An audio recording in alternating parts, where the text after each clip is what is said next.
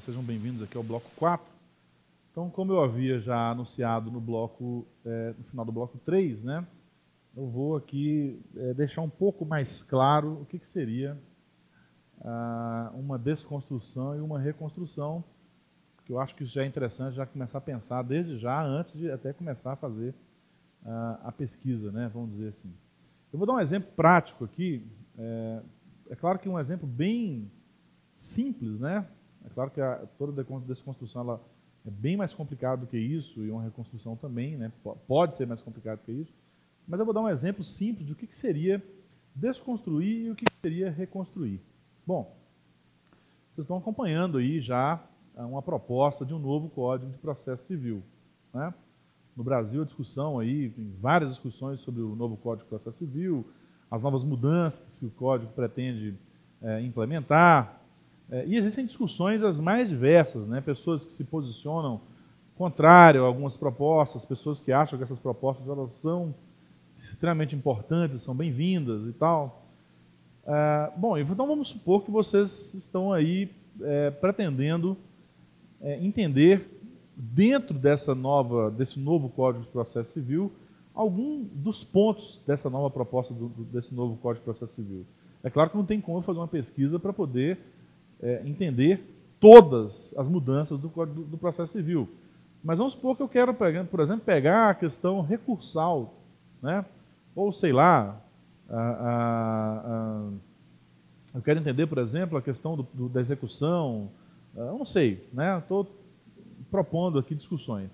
Então eu vou pegar um desses pontos do Código de Processo Civil, né? Eu pego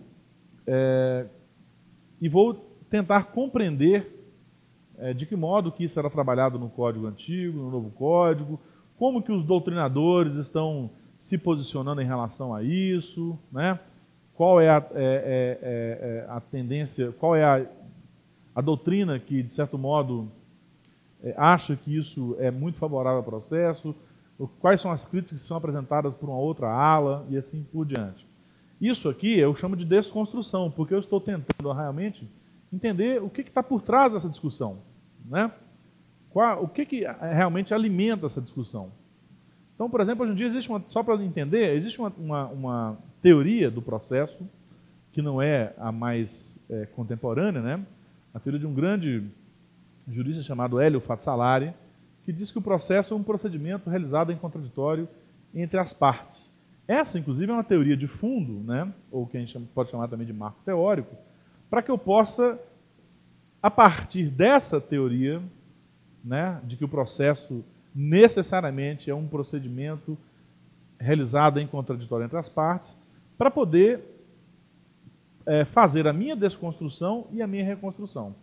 Então, eu já tenho que levar em consideração essa teoria de fundo para entender o que está ocorrendo em relação a essas mudanças no novo Código de Processo Civil e, obviamente, a partir dessa compreensão, né, entender quais são os pontos críticos dessas novas mudanças e propor uma reconstrução.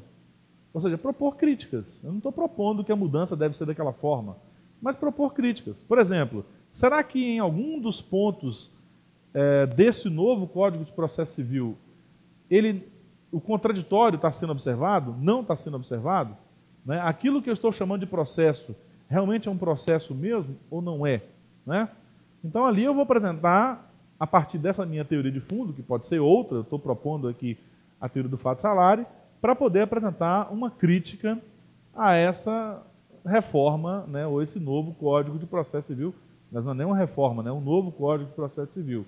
Então eu estou criticando as novas propostas do novo Código Civil a partir de uma teoria de fundo, que pode ser a do Fatsalari, pode ser a instrumentalidade do processo, pode ser a teoria do professor Rosemiro Pereira Leal, e assim por diante, né? Estou falando aqui do Código de Processo Civil, mas pode ser de qualquer outra discussão. Então, para que eu faça uma reconstrução, necessariamente eu tenho que ter um marco teórico, né? É a partir desse marco teórico que eu vou fazer essa minha reconstrução. Então, dando continuidade aqui a essas metodologias, né, de pesquisa, vamos dizer assim, Aqui tem uma outra pesquisa que eu falei que vocês vão utilizar muito pouco. Eu vou falar dela bem rápido, porque eu creio que não vai ser a escolha de vocês, né? Que são as pesquisas de campo. Elas são muito utilizadas, né?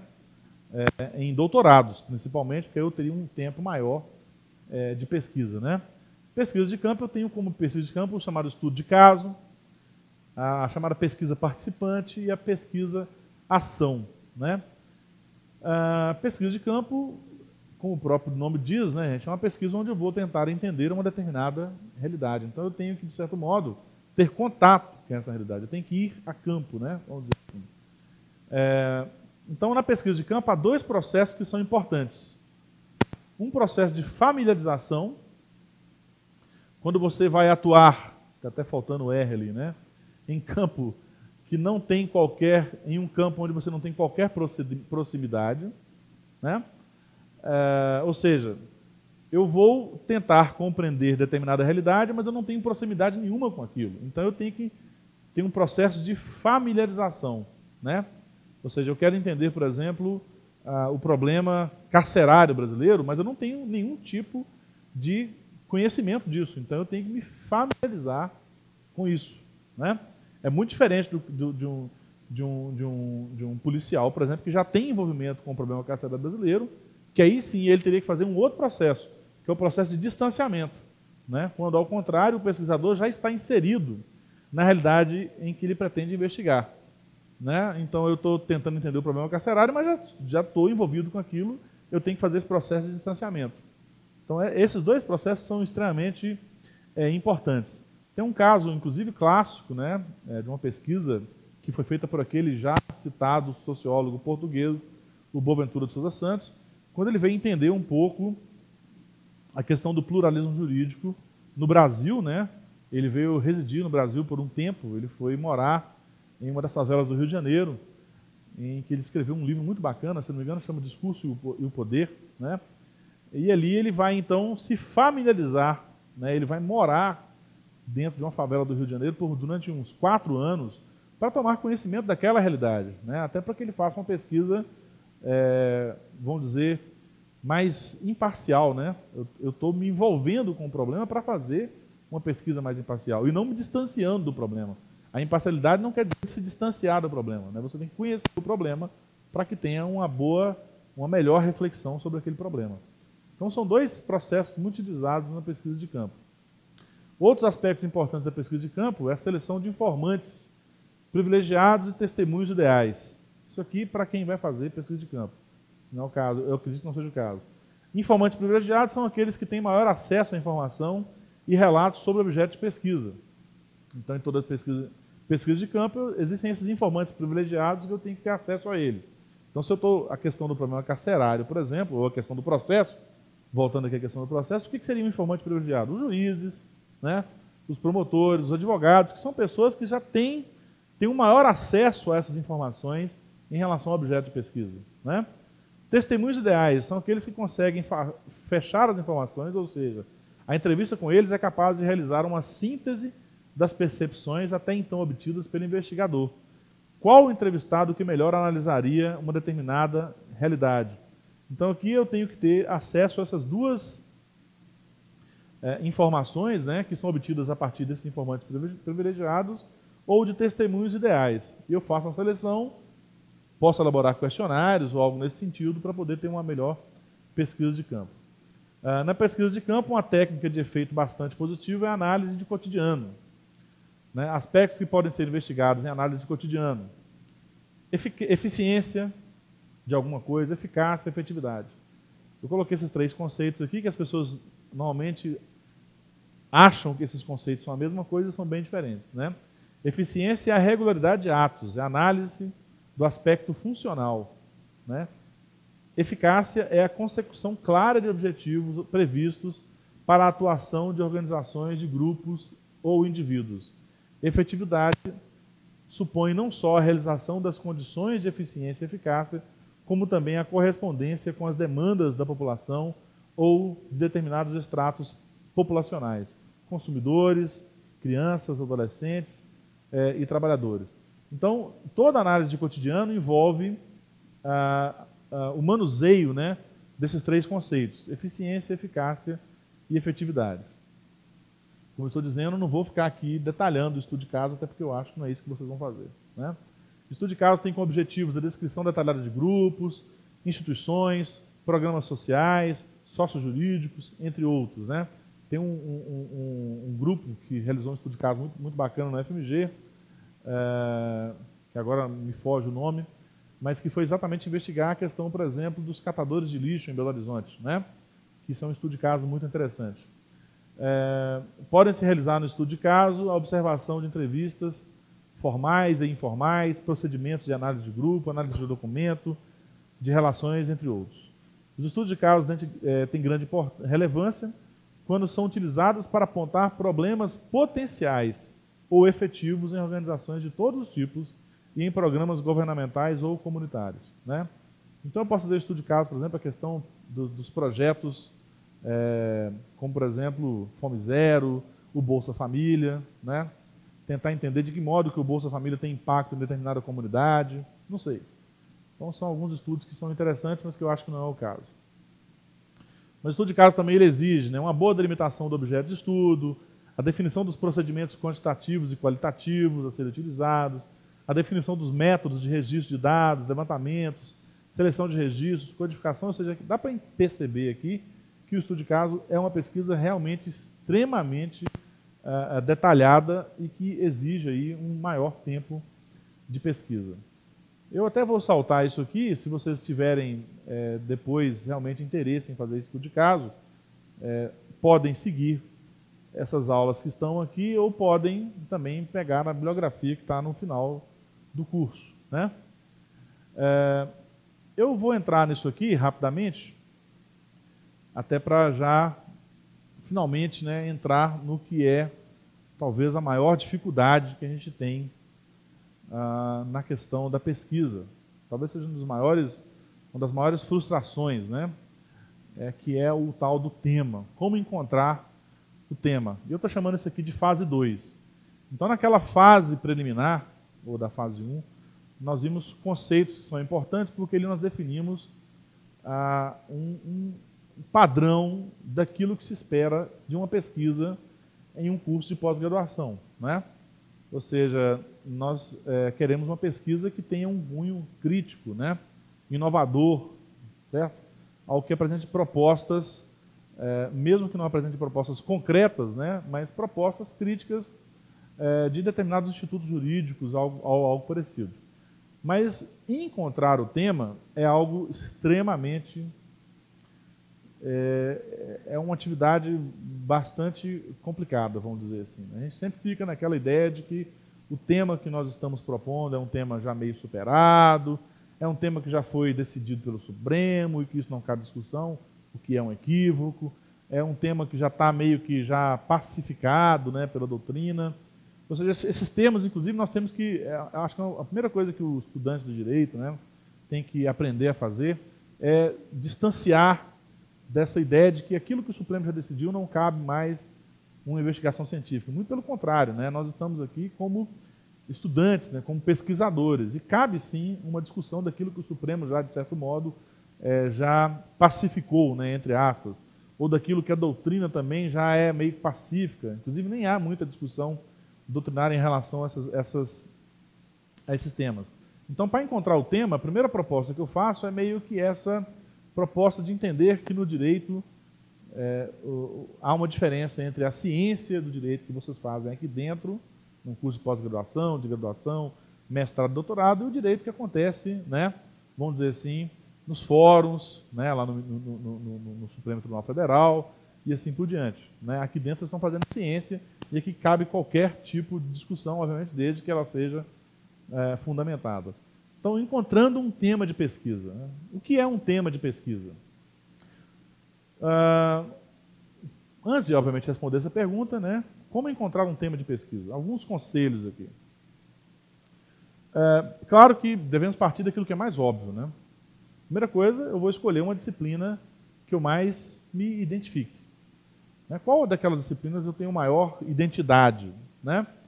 Isso seria uma boa. É claro que isso pode ser prejudicial, porque seria interessante o contrário até, né? Você fazer uma pesquisa naquela disciplina que você tem até maior dificuldade, até para que você tenha maior proximidade com ela. Mas normalmente as pessoas gostam de partir para esse lado da simpatia, né? Eu me identifico com determinado professor, me identifico com determinada pesquisa, até porque eu gosto das coisas mais dogmáticas ou eu gosto das coisas mais críticas, isso depende muito, né? Então eu busco aí qual das disciplinas que eu mais me identifico, é o primeiro passo, né? Obviamente depois de encontrado isso, eu vou escolher um ponto dentro dessa disciplina. Não tem como fazer uma pesquisa sobre direito tributário, uma pesquisa sobre direito constitucional, né? Mas eu tenho como pegar o ponto, por exemplo, do controle de constitucionalidade, por exemplo, né? Para fazer uma pesquisa. Então, o meu ponto de partida é o controle de constitucionalidade. Eu vou escolher um aspecto desse ponto. O que eu estou fazendo aqui, eu estou afunilando, né, a minha escolha. Eu também não tenho como fazer uma pesquisa sobre o controle de constitucionalidade como um todo. Até porque o controle de constitucionalidade como um todo tem muita coisa, né? Eu poderia fazer uma pesquisa comparada entre o controle de constitucionalidade no Brasil, na França, na Alemanha, nos Estados Unidos. Esse é um aspecto, né? Eu poderia falar, por exemplo, somente de uma das espécies, né, ou de uma das ações de controle de constitucionalidade. Eu posso pegar, por exemplo, a arguição de descumprimento de preceito fundamental, né? Eu posso criticar, por exemplo, a nossa tão discutida ação declaratória de constitucionalidade, né, que também é um ponto dentro, um aspecto do ponto daquela disciplina. Então eu peguei aqui o direito constitucional, peguei o controle de constitucionalidade, e aqui eu estou chegando em um outro, eu estou cada vez mais encontrando o ponto da minha pesquisa. Então eu vou pegar a ADPF, vou pegar a ADC, vou discutir a comparação desses controles, não sei, né? Nós estamos chegando lá. E agora eu vou começar, estou começando a encontrar o meu tema. Eu vou começar a problematizar esse ponto. Então vamos supor que eu escolhi a questão por exemplo, da ADPF, da arguição de descumprimento de preceito fundamental. Mesma coisa, né? É claro que vocês podem perceber que falar da arguição de descumprimento de preceito fundamental como um todo é muita coisa, né? E aí acabaria que eu entraria numa pesquisa meio analítica, né? Qual é o ponto que poderia ser discutido dentro da arguição de descumprimento de preceito fundamental? Como exemplo, é claro que existem pessoas que concordam, outras pessoas que discordam, né? Tem ali, existe o problema clássico, né, do controle de constitucionalidade, que é o problema dos efeitos da decisão, que é um tema muito discutido, inclusive, também, né? A questão dos efeitos da decisão. Se o efeito ele é retroativo, se não é, né? Tem até o problema de você ainda conseguir, de certo modo, mitigar os efeitos, né? Ou manusear esses efeitos de acordo com interesses públicos ou em razão de segurança jurídica, né? Isso é muito criticado, ou seja, e aí eu estou começando, então, a problematizar esse ponto. Eu estou tentando encontrar, então, ali um problema dentro desse ponto. Então, dentro da arguição de descumprimento do preceito fundamental, claro que não só dentro dele, né, o Supremo, há uma possibilidade do Supremo poder manusear esses efeitos, né, daquela decisão. Elas podem ser não retroativas, né, ou ex nunc, ou podem retroagir e serem ex tunc. Ou então o Supremo pode escolher, inclusive, um outro momento, né, a partir de tal tempo, aquela norma, então, ela teria ainda uma eficácia e só a partir de determinado tempo ela perderia a sua eficácia. Que é um ponto a ser problematizado, né? Dentro dessa discussão aqui da ADPF. Outra discussão da ADPF que poderia caber também uma problematização, né, é em relação à questão das controvérsias judiciais que podem existir, né, obviamente, e as pessoas então poderiam propor arguições de descumprimento de preceito fundamental no sentido de o Supremo pacificar o entendimento, né, de o Supremo gerar, então, uma decisão única para aquele determinado problema. E aí, então, entraria uma outra discussão se o juiz, né, teria ou não uma liberdade interpretativa em razão das decisões do Supremo, ou se, a partir do momento em que o Supremo fixasse o entendimento, o juiz deveria meramente repetir aquilo que já foi decidido pelo Supremo. São discussões teóricas, obviamente, que elas têm importância, sim, dentro de um Estado democrático de direito. Então, aqui eu estou começando a problematizar, né? Como problematizar é que é importante. E aí vem a influência do marco, do chamado marco teórico. Né, que eu vou reservar esse marco teórico para uma outra aula, mas eu já vou aqui mais ou menos adiantar o que seria esse marco teórico. Eu sempre problematizo algo dentro do direito, e aqui obviamente chamando dentro do direito, a partir de um ponto específico, né? Ou seja, do meu marco teórico ou de uma teoria de fundo. Né? Esse marco teórico já deve ser levado em consideração no momento de construção do tema. Porque para chegar ao tema eu já tenho que ter problematizado. Então as pessoas confundem duas coisas, assunto com tema. Assunto é, eu vou tratar da ADPF, esse é o meu assunto. Agora, o meu tema só surge depois dessa problematização já realizada. Então o tema é o resultado dessa problematização. Né? Eu tenho um assunto, que é discutir o controle de constitucionalidade, é discutir a ADPF e tal, mas eu só vou ter realmente o tema feito a partir de uma problematização. Só que essa problematização ela é sempre feita a partir de um marco teórico. Então, formule um problema a partir de um marco teórico. Então, exemplo. A discussão, não sei se vai dar para entender, né? A discussão, por exemplo, de ser possível propor uma DPF, né, uma arguição de descumprimento de preceito fundamental, para fixar o entendimento dos juízes. Né? Então eu tenho aí, tem até uma DPF muito importante, que se não me engano é a DPF 101, posso até estar equivocado quanto ao número, onde foi discutido, por exemplo, a questão da importação de pneus usados. Né? A Presidência da República ela propôs uma DPF no sentido de acabar com uma controvérsia judicial que existia, porque existiam juízes que entendiam que era se possível a importação de pneus usados, outros juízes que entendiam que não era possível, outros entendiam que era possível, e gerou aquela controvérsia, e a Presidência da República, entendendo que era muito mais interessante, né, para o Brasil que não houvesse essa possibilidade de uma importação de pneus usados, né, propôs, então, uma DPF para que o Supremo, então, fixasse esse entendimento.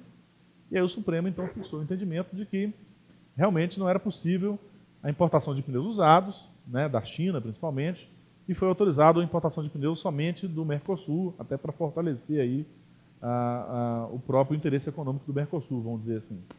Então aqui, foi proposto essa DPF no sentido de o Supremo fixar o entendimento. Existem inúmeras teorias, né, e aí poderiam ser utilizadas como marco teórico, que reforçam a ideia de que numa democracia, né, os juízes teriam aí uma liberdade interpretativa.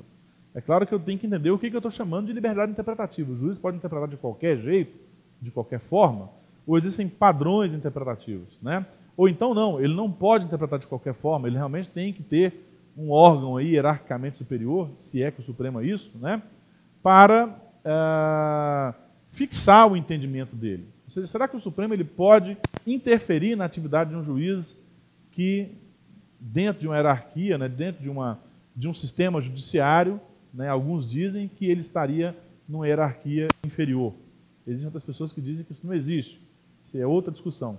Então, existem marcos teóricos, né, que vão reforçar essa ideia de que o juiz, mesmo diante de uma decisão do Supremo Tribunal Federal, poderia, sim, dizer o contrário, né, em razão de outras coisas. Né? Então, tem teóricos como, por exemplo, vocês poderiam usar, por exemplo, um autor como Jürgen Habermas, ou o próprio Ronald Dworkin, que vai, inclusive, reforçar uma discussão que é a chamada integridade do direito, ou romance em cadeia. Né? E aí vocês podem, inclusive, conversar com os professores dessas matérias, né, para entender melhor de que modo que essas teorias poderiam oferecer suporte para que você faça uma crítica. Então eu tenho que primeiro pressupor esse marco teórico. É a partir desse marco teórico que eu vou problematizar o assunto que eu estou propondo e só depois, então, eu teria um tema e aí sim eu encontraria um tema. Né? Então tem todo esse percurso. Encontrar a disciplina que eu mais me identifico ou não, pode ser a disciplina que eu menos gosto, inclusive, né? Para que eu aprofunde o tema. Escolher um ponto dessa disciplina e afunilando mais, né, um aspecto desse ponto, começar a problematizar o ponto, né, levar em consideração o marco teórico, né, que é a teoria de fundo, para poder problematizar. Então, aqui, dentro do direito constitucional, tem teorias importantes que poderiam ser utilizadas, né? O próprio Ronald Dworkin, o Robert Alexy, com as suas propostas de ponderação, né, de otimização de princípios. Dentro do direito civil, tem aí discussões interessantes como a questão da eficácia horizontal dos direitos fundamentais, que seria a constitucionalização do direito privado. Dentro do direito do processo civil, né, eu já até citei algumas aqui, né, as teorias instrumentalistas do processo, a teoria constitucional do processo, o processo como procedimento realizado em contraditório, o neo-institucionalismo processual, tem várias teorias. Dentro do direito penal, né, a imputação objetiva, o próprio finalismo penal, né, e outras teorias. Então, vocês têm, para cada um desses, vamos dizer assim, ramos do direito, né, tem inúmeras teorias que podem ser oferecidas, que podem ser entendidas, né, como marcos teóricos, e a partir dessas propostas de marco teórico que eu, obviamente, faria a minha problematização. Uma pequena discussão antes de entrar no marco teórico, que eu vou deixar para uma outra aula, né? Eu acho que é importante entender que o marco teórico, ele não é uma mera escolha, né, gente? Eu não posso simplesmente falar assim, eu vou escolher esse marco teórico aqui porque ele é o mais interessante, sei lá, né? Nós temos que, acho que a gente não pode perder de vista que a escolha do marco teórico, se é que isso é uma escolha, ela é, de certo modo, guiada por inúmeras outras, vamos dizer assim, condições, né? Nós não podemos perder de vista que nós estamos dentro de um Estado constitucional, de um Estado de direito, um Estado democrático, inclusive, né? A partir de 88, e esse Estado democrático, ele meio que guia a escolha, ele determina a escolha de um marco teórico, né? Existem teorias que são propostas que elas não são mais adequadas, por exemplo, a uma proposta democrática, né? Então, por exemplo, será que Carl Schmitt, não sei se vocês já ouviram falar em Carl Schmitt, né, com as suas propostas de amigo e inimigo, será que isso poderia ser trabalhado em um Estado democrático do direito? Será que as visões justnaturalistas, né, lá do século XV, sei lá, XVI, isso poderia ser trabalhado numa proposta de um Estado democrático de direito? Então, a escolha do meu marco teórico, ela passa por essa ideia de que nós vivemos em um paradigma, né, chamado Estado democrático de direito. Eu não posso simplesmente escolher a teoria que eu quiser. É claro que essa teoria, de vez em quando, ela pode esbarrar na própria, vamos dizer assim, sustentação dessa teoria em um Estado democrático. E, obviamente, que vocês devem levar em consideração outras coisas, né, que eu também já falei em outros blocos. Vocês devem levar em consideração que a nossa sociedade ela é complexa, hiperdiferenciada, né? Então, existem também marcos teóricos que não mais convivem com uma sociedade complexa, não convivem com uma sociedade democrática. Então, a escolha do marco teórico não é meramente uma escolha. Não é? Eu não tenho ali uma cartilha, né, um menu, né, onde eu vou encontrar ali o marco teórico que melhor convém aquilo que eu acredito, por exemplo. Isso não é bem assim que funciona. Eu tenho que encontrar um marco teórico que melhor soluciona ou que melhor enfrenta os problemas da complexidade da realidade, os problemas da complexidade de um processo, da complexidade do direito penal e assim por diante. Qual desses marcos teóricos vai me oferecer uma melhor proposta nesse sentido? Então, depois de encontrado o marco teórico, a partir dessa problematização, né, eu vou apresentar uma hipótese, que é uma primeira resposta, ou uma resposta provisória àquele problema, né? E depois de encontrado essa resposta provisória, é claro que essa resposta ela é sempre dada a partir desse marco teórico, então é sempre assim, né? Levando em consideração a teoria X, ou a teoria do direito como integridade, de Ronald Dworkin, ou a teoria do discurso de Jürgen Habermas, ou a teoria do processo como procedimento realizado em contraditório entre as partes, ou a teoria neo-institucionalista do processo do professor Rosemiro Pereira Leal. Então, levando em consideração essas teorias, afirma-se que, aí vem então a sua hipótese que você pretende propor, que seria uma solução, obviamente, que provisória para aquele problema que você quer enfrentar. E aí, só depois disso, eu vou começar então a ter a possibilidade de se fazer uma pesquisa na área do direito. E aí sim eu diria que eu tenho um tema de pesquisa encontrado. Então, encontrar um tema de pesquisa não é simples, né? Eu tenho que preocupar em saber se aquele tema ele é inovador de algum modo, se aquele tema já não está meio que, né, vamos usar uma linguagem aqui meio que vulgar, né? Se não é um tema já batido, já repetido demais da conta, né? E outra coisa que eu tenho que fazer é exatamente isso, é me livrar dessas ideias de que o direito, né, ele trabalha com verdades absolutas, ou seja, o Supremo já decidiu, eu não posso mais discutir. Muito pelo contrário, eu posso sim discutir, inclusive eu devo discutir as decisões que são dadas pelo Supremo no aspecto científico, filosófico, sociológico, né, argumentativo, seja lá o que for, né? Ou então entender que se uma doutrina é uma doutrina majoritária, né, essa doutrina ela não cabe mais discussão em relação a essa doutrina. Muito pelo contrário, nós devemos discutir sim os aspectos dessa doutrina, por mais que ela seja majoritária, por mais que 90% dos nossos doutrinadores entendam daquela forma. Então eu vou encerrar por aqui essa aula, né, e na próxima aula nós voltamos em alguns pontos e entramos na discussão e propostas daquilo que são os verdadeiros marcos teóricos e vão entrando aí na pesquisa no direito. Muito obrigado.